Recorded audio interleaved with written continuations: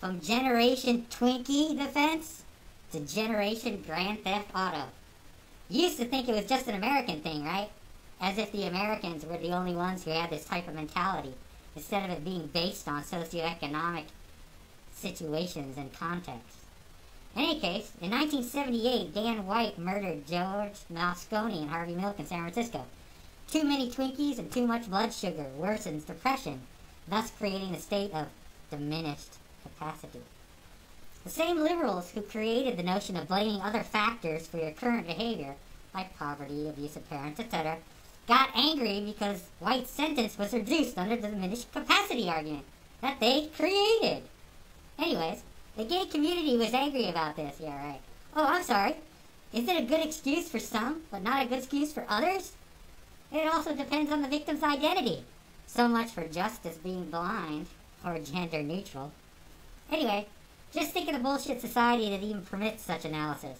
It's not your fault you killed some people, but Twinkies made you do it.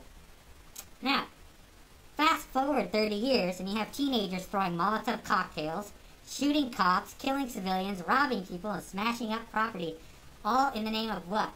The video game Grand Theft Auto. That's their excuse. They're blaming it.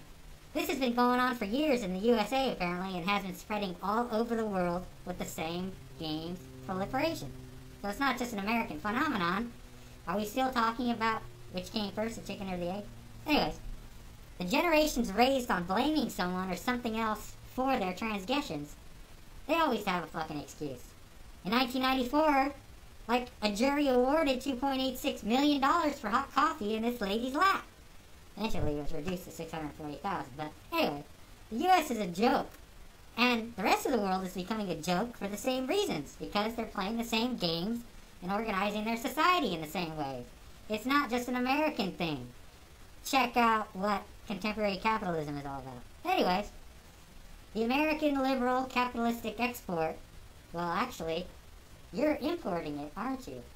You're the ones buying all the same products. You're the ones behaving in all the same manner. That's very interesting. Maybe we humans aren't so different given the same stimuli. I have to think about that one. Anyways,